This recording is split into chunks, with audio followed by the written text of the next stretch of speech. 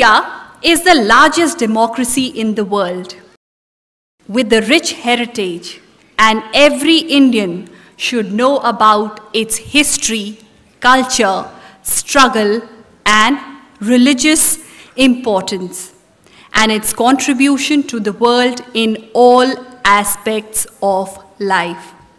And yes, India is not just a land of snake charmers and beggars. It is much, much beyond that.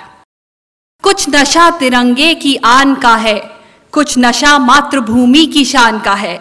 लहराएंगे हर जगह हम ये तिरंगा, नशा ये हिंदुस्तान की शान का है।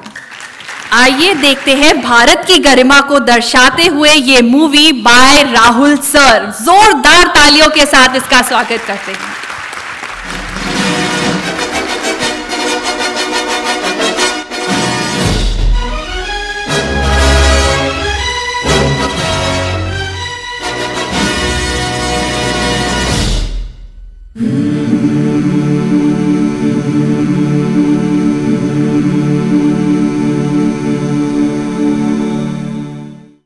निनारयिमश्नवत्पोषमेव दिवे दिवे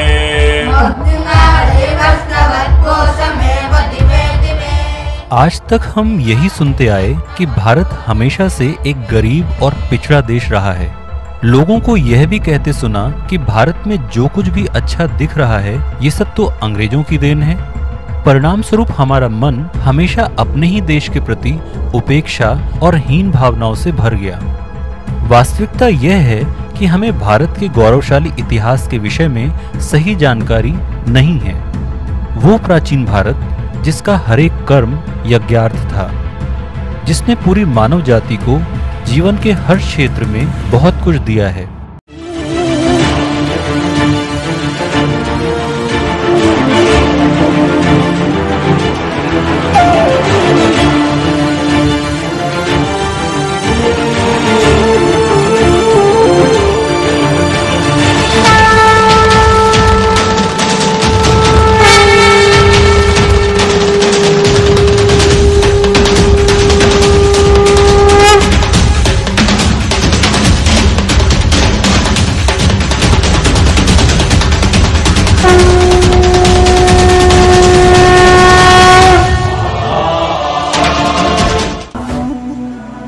एक जिज्ञासा हो सकती है कि क्या वास्तव में भारत ने दुनिया को कुछ दिया है? तो इस जिज्ञासा का समाधान महान वैज्ञानिक एल्बर्ट आइंस्टीन के इस कथन में है। प्राचीन भारत ने हमें बहुत कुछ दिया है, जैसे गिनती करना हमने भारतीयों से सीखा है, जिसके बिना आधुनिक विज्ञान की अधिकांश खोजें असंभव थीं। आइंस्टीन का इशारा भारत की खोज 0 और 1 से 9 अंकों के न्यूमेरिकल अक्षरों की तरफ था। जैसे जैसे दुनिया का व्यापार बढ़ा तो भारत के ही एक गणितज्ञ ने दुनिया में संख्या को प्रदर्शित करने के लिए 1 से 9 अंकों की खोज की। भारत की यही खोज आज विश्व की विभिन्न भाषाओं में अलग अलग रूप में लिखी जाती है। भारत की ऐसी बहुत सी खोजें और उपलब्धियां हैं जिनका प्रयोग आज भी पूरी दुनिया के लोग किसी न किसी रूप में करते हैं। आइए नजर डालते हैं उनमें से कुछ खोजों पर। अंक 0 की खोज। ये 0 ही है जिसके कारण हम किसी चीज की क्वांटिटी को सैकड़े, हजार, लाख या करोड़ आदि में लिख पाते हैं। 0 और अन्य अंकों को एक निश्चित रूप से लिखने का श्रेय भारतीय गणितज्ञ श्री आर्यभट्ट को है। उनकी यह खोज आज तक पूरी दुनिया में गणनाएं लिखने का एक यूनिवर्सली एक्सेप्टेड तरीका है। बाइनरी अंक।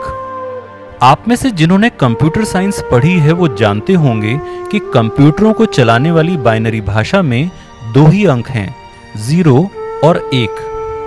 अगर भारत ने 0 और 1 की खोज न की होती तो ना बाइनरी भाषा बनती और ना ही बाइनरी भाषा पर आधारित कंप्यूटर का जन्म होता। लोहा और स्टील धातु। चंद्रगुप्त द्वितीय के शासनकाल में निर्मित किया गया दुनिया का सबसे पहला लोहे का स्तंभ भारत में ही मिला है। लोहा और स्टील जैसी धातुओं के प्राचीन भारतीय उपमहाद्वीप से यूरोप, चीन और अरब में एक्सपोर्ट होने के अनेकों प्रमाण मौजूद हैं। अणु का सिद्धांत। प्राचीन भारत के प्रसिद्ध वैज्ञानिक कनार्ड ने आधुनिक भौतिक वैज्ञानिकों की खोजों से शताब्दियों पूर्व पदार्थ में अणु की उपस्थिति का सिद्धांत दे दिया था। प्लास्टिक और कैटरेक्ट सर्जरी। 6ठी शताब्दी ईसा पूर्व में लिखी गई सुश्रुत संहिता में प्लास्टिक सर्जरी जैसे जटिल उपचारों का वर्णन है, जिसका सबसे प्रसिद्ध अध्याय नाक को सुंदर बनाने के विषय में है। अभी तक प्राप्त साक्ष्यों के आधार पर विश्व में आंख की सबसे पहली कैटरेक्ट सर्जरी का श्रेय प्राचीन भारत के चिकित्सक सुश्रुत को ही है। आयुर्वेद। भारतीय चिकित्सा पद्धति के पिता कहे जाने वाले महर्षि चरक ने ही आयुर्वेद पर चरक संहिता जैसे मेडिकल एनसाइक्लोपीडिया की रचना की है। क्या ये आश्चर्य नहीं है कि डाइजेशन, मेटाबॉलिज्म और इम्यूनिटी से जुड़े सिद्धांतों का वर्णन चरक संहिता में आज से शताब्दियों पूर्व किया जा चुका था। कॉटन। आज से 5000 वर्ष पूर्व कॉटन के उत्पादन के प्रमाण अखंड भारत की सिंधु घाटी सभ्यता में मिले हैं। प्राचीन विश्वविद्यालय। हम कल्पना भी नहीं कर सकते कि प्राचीन भारत में विक्रमशिला, नालंदा, सोमपुरा, जगदाला, उदांतपुरी और तक्षशिला जैसे नामी विश्वविद्यालय थे। भारत की आध्यात्मिक विभूतियां। स्वयं भगवान ने जिस पवित्र भारत भूमि पर श्री राम और श्री कृष्ण के रूप में अवतार लिया हो, उस देश का विश्व को आध्यात्मिक दिशा देना स्वाभाविक ही है। भारत एकमात्र ऐसा देश है जहां आध्यात्मिक विभूतियों ने लगभग एक ही समय में जन्म लिया है। उत्तर भारत में सूरदास, कबीरदास, तुलसीदास, पंजाब में गुरु नानक देव जी, राजस्थान में मीराबाई, बंगाल में चैतन्य महाप्रभु, दक्षिण भारत में रामानुज जी और पश्चिम भारत में तुकाराम एवं ज्ञानदेव जी ने भक्ति की ऐसी गंगा बहाई कि आज तक संपूर्ण विश्व के भगवत पारायण जीव अपनी आध्यात्मिक क्षुधा को शांत करने के लिए भारत का ही रुख करते हैं। कुंभ ये कुंभ, कुंभ है कुंभ, कुंभ ये कुंभ, कुंभ कुंभ ये कुंभ, कुंभ है कुंभ, कुंभ ये कुंभ। रामकृष्ण परमहंस, रमन महर्षि, स्वामी विवेकानंद, स्वामी रामतीर्थ, स्वामी रामसुखदास जी, स्वामी अखंडानंद जी, मां आनंदमयी, जे कृष्णमूर्ति और नीप करौरी बाबा जैसे संतों की वाणी संपूर्ण विश्व को आज भी ईश्वरीय प्रेम से ओतप्रोत कर रही है। सनातन धर्म के दुर्लभ शास्त्रों को पुनः छापने के लिए पूरा विश्व सेठ जयदयाल गोविंद का, गीता प्रेस और इसके आजीवन संपादक हनुमान प्रसाद पोद्दार जी का सदैव ऋणी रहेगा। अब तक 8 भारतीयों को विज्ञान, अर्थशास्त्र, सामाजिक सेवा, साहित्य, चिकित्सा और शांति के क्षेत्र में अपने योगदान के लिए विश्व प्रसिद्ध नोबेल पुरस्कार मिल चुका है।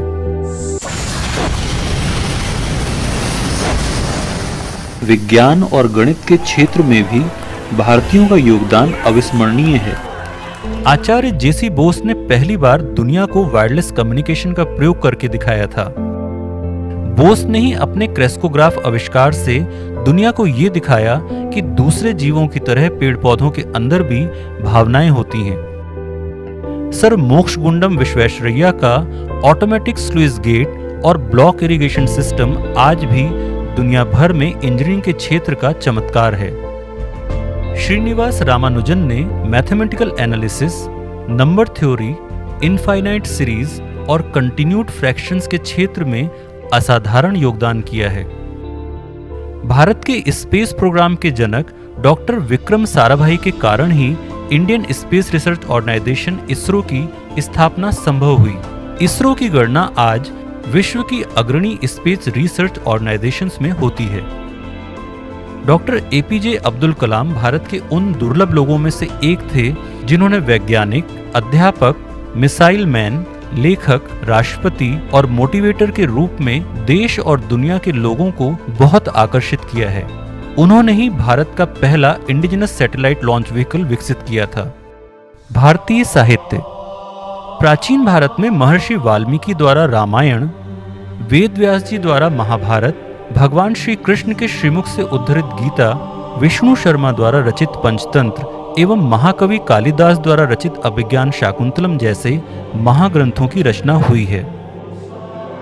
रविंद्रनाथ टैगोर, R.K. नारायण, खुशवंत सिंह, A.R. रामानुजन, सलमान रश्दी, अरुंधति रॉय और रस्किन बॉन्ड जैसे विचारकों के कारण विश्व साहित्य के विकास में भारतीय लेखकों का योगदान कभी कम नहीं हुआ। प्राचीन भारत की ही तरह आधुनिक युग में भी भारत के उद्योगपतियों ने अंतर्राष्ट्रीय व्यापार में अपना एक अलग स्थान बनाया है। धीरूभाई अंबानी, रतन टाटा, लक्ष्मी निवास मित्तल, नारायण मूर्ति, कुमार मंगलम बिरला और आनंद महिंद्रा जैसे नामचीन उद्योगपतियों ने दुनिया भर में अपने व्यापार के साथ साथ बहुत से सामाजिक कार्य भी किए हैं। कंप्यूटर के क्षेत्र में भी भारतीयों का योगदान बहुत महत्वपूर्ण है। भारत के सबीर भाटिया ने सन 1996 में बहुत कम समय में हॉटमेल जैसी ऐतिहासिक वेबमेल सर्विस की शुरुआत की थी।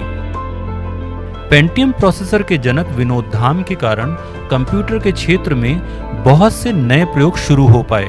यहाँ उन भारतीयों का उल्लेख भी महत्वपूर्ण है जो आज विश्व की बड़ी आईटी या अन्य क्षेत्रों की कंपनियों के मुख्य संचालक हैं, जैसे माइक्रोसॉफ्ट के सीईओ सत्यनारायण नडेला, गूगल के सीईओ सुंदर पिचाई, एडोब के शांतनु नारायण, पेनड्राइव बनाने वाली फर्म सैंडिस्क के संजय मल्होत्रा, पेप्सिको कंपनी की चेयरमैन और सीईओ इंदिरा कृष्णमूर्ति नुई और मास्टरकार्ड कंपनी के सीईओ अजय सिंह बांगा। स्पोर्ट्स के क्षेत्र में भी भारत का बहुत नाम हो रहा है। मैरी कॉम, सानिया मिर्जा, पीवी संधू, सानिया नेहवाल, सचिन तेंदुलकर और MS धोनी आज विश्व विख्यात खिलाड़ी हैं। गौरवशाली भारत और भारतीयों की परंपरा को आगे बढ़ाने के लिए ही हमारे परम हितैषी गुरु भगवान सत्संग, संकीर्तन और सेवा के द्वारा निरंतर हमारे व्यवहारिक और पारमार्थिक जीवन को संवार रहे हैं। सर्वहित में लगा गुरु भगवान का निष्कामी जीवन हमारे लिए प्रेरणा का स्रोत है। करुणाशील गुरु भगवान ने 15 वर्ष पूर्व राया के धनगोई और बलदेव के किलोनी स्कूलों को एडॉप्ट किया था। तब से आज तक गुरु भगवान इन स्कूलों के निर्माण और कक्षा 1 से 12 तक के निम्न मध्यवर्गीय छात्रों को शिक्षित करने की महान सेवा कर रहे हैं। गुरु भगवान के निष्काम प्रेम का ही परिणाम है कि पिछले 25 वर्ष से अलीगढ़ के निकट बरोथा में गरीबों को फ्री चिकित्सा देने के लिए एक क्लिनिक चल रही है, जहां प्रति माह लगभग 800 रोगियों का इलाज निःशुल्क होता है। अभी हाल में ही गुरु भगवान ने वृंदावन में बांके बिहारी मंदिर के समीप परिक्रमा मार्ग के कुछ हिस्से की सफाई कराई, जिसमें यात्रियों द्वारा रास्ते और नालियों में फेंका गया टनों कूड़ा निकला। श्रीधाम वृंदावन और गोवर्धन में स्थित श्री भगवान आश्रम और भजनाश्रम में रहने वाली भजनानंदी विधवाओं को भी गुरु भगवान समय समय पर भोजन प्रसाद, कपड़े, कंबल और धन आदि का दान देते रहते हैं। अचीवर्स क्लब के साधकों का जीवन उन्नत हो, इस उद्देश्य से गुरु भगवान विशेष रूप से मंडे मीटिंग का सत्संग करते हैं, जिसमें वो अपने जीवन के अनुभव और भारत व विश्व के महान व्यक्तियों के विचारों से साधकों को मोटिवेट करते हैं। गुरु भगवान स्वयं के उदाहरण से हमें यही शिक्षा दे रहे हैं कि हम अपने जीवन के छोटे छोटे दायरों से निकलकर भगवान की बड़ी दुनिया में एक प्रेम भरा जीवन जीना सीखें। हम भाग्यशाली हैं कि हमने भारत जैसे आध्यात्मिक देश में जन्म लिया है। विश्व के सबसे बड़े लोकतांत्रिक देश भारत का गौरव एक बार फिर लौट रहा है।